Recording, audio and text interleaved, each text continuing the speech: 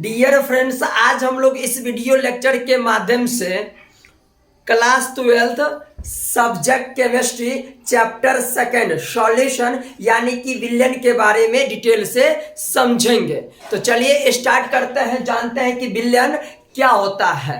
दो या दो से अधिक पदार्थों के समांगी मिश्रण को विलयन कहते हैं। यहाँ पे एक पॉइंट और आया है, समांगी मिश्रण। जब एक ही प्रकार के अणुओं से मिलकर बना होता है तो उसको समांगी मिश्रण कहते हैं। जैसे आप ले सकते हैं चीनी का घोल। चीनी का घोल में जल में जब चीनी को मिलाएंगे तो एक ही प्रकार के अणुओं के मिलने से बने होने के कारण वो आसानी से घुल जाएगा। अगर इसी के अपोजिट अगर देख ले विषमांगी मिश्रण, यानी कि जब अलग अलग प्रकार के अणुओं से मिलकर बना होता है तो उसको विषमांगी मिश्रण कहते हैं। जैसे में आप सपोज कर सकते हैं, जब बालू को जल में मिलाएंगे तो वह घुल नहीं पाएगा। तो आप लिख सकते हैं विलयन का डिफिनेशन, दो या अधिक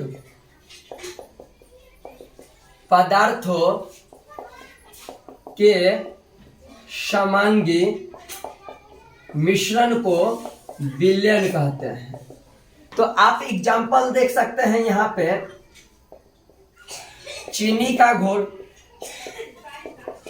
तो यहाँ पे दो पदार्थों का मिश्रण है, जल में चीनी को घोलेंगे। नेक्स्ट नमक का घोल, यहाँ पे भी दो पदार्थों का समांगी मिश्रण है। आपको कमेंट करके बताना है कि बालू को जल में घोला जा सकता है। नेक्स्ट एग्जांपल ले लेंगे, वाटर प्लस अल्कोहल। मतलब जल में अल्कोहल को आसानी से घोला जाता है और यहाँ पे दो अवयव से मिलकर बना होता है, इसीलिए यहाँ पे आप समझ सकते हैं दो पदार्थों के समांगी मिश्रण को विलयन कहते हैं। आगे अगर तीन अवयव लेना होगा तो ले सकते हैं नमक, चीनी तथा पानी का घोल।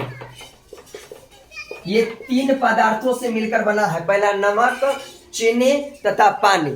तो ये हो गया आपका विलयन। अगर आपको चार अवयव लेना होगा तो आप ले सकते हैं नमक, चीनी,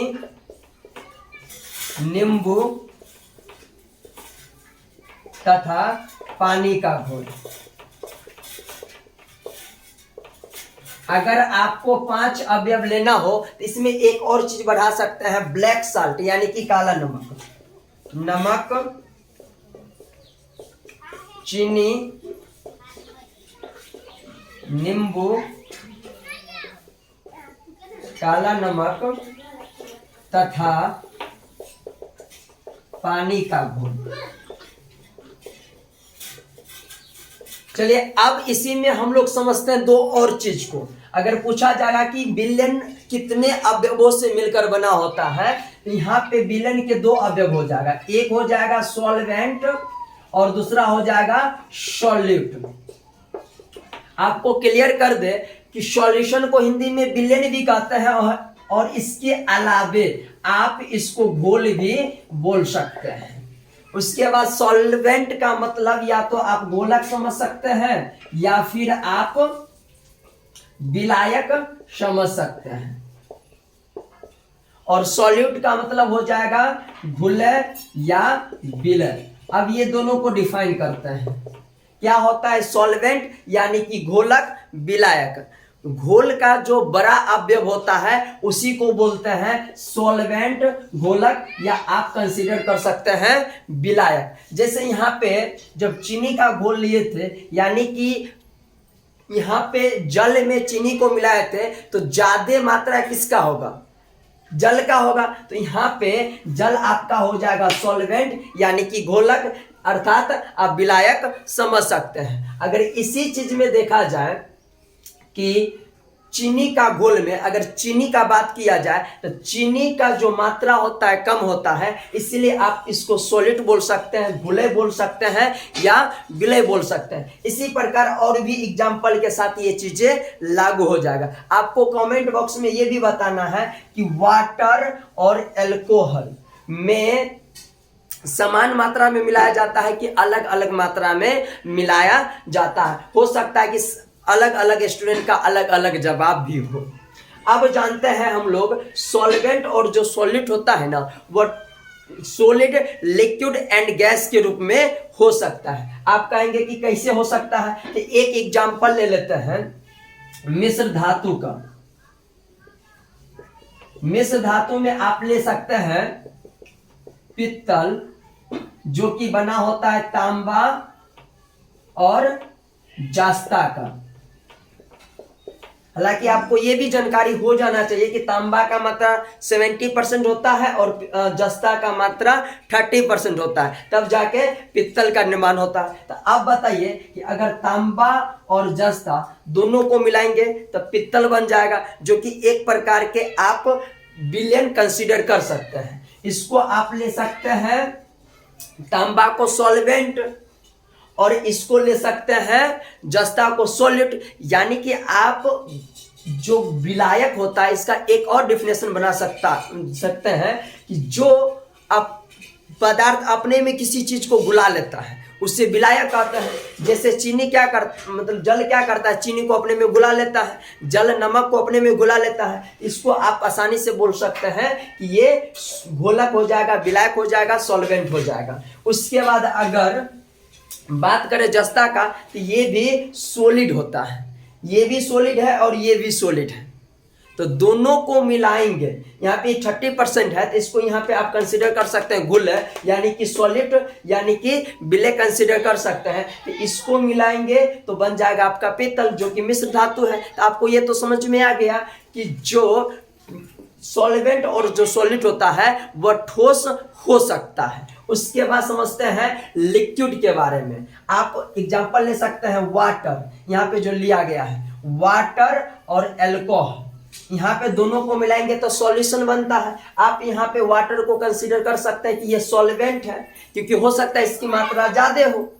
उसके बाद यहाँ पे जो सॉलिड है अल्कोहल, हो सकता है इसका मात्रा कम हो, तो इसको सॉलिड के रूप में कन्वेंस मतलब कंसीडर आप आसानी से कर सकते हैं। अब थर्ड जानेंगे गैस और गैस के रूप में सॉल्वेंट और सॉलिड किस प्रकार से होता है। तो आप लोग एयर के बारे में जानते ही हैं, एयर कई प्रकार के गैसों से मिलकर बना होता है। जैसे आप सपोज कर सकते हैं नाइट्रोजन गैस प्लस में ऑक्सीजन गैस, प्लस में आप ले सकते हैं कार्बन डाइऑक्साइड गैस और अदर्स गैस भी आप ले सकते हैं। तो आप ही बताइए कि यहाँ पे जो नाइट्रोजन है वायुमंडल में सर्वाधिक यानी कि 78% पाया जाता है। आप इस चीज को याद भी रख सकते हैं।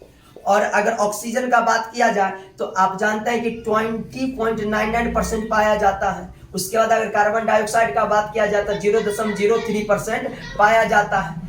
तो यहाँ पे एक को आप ले सकते हैं सॉल्वेंट यानी कि घोलक के रूप में, आप बाकी चीज को ले सकते हैं घुले के रूप में। यहाँ पे इससे ये स्पष्ट होता है कि सॉल्वेंट हो या सॉलिड, ये सॉलिड, लिक्विड और गैस तीनों रूप में हो सकता है। अब जानते हैं सॉल्यूशन का क्या विशेषता होता है। तो सॉल्यूशन समांगी मिश्रण से मिलकर बना होता है। ये डिफिनेशन से ही आप समझ चुके हैं। मतलब अगर आपको विशेषता लिखना होगा तो आप पहला विशेषता बोल सकते हैं, ये समांगी मिश्रण से मिलकर बना होता है।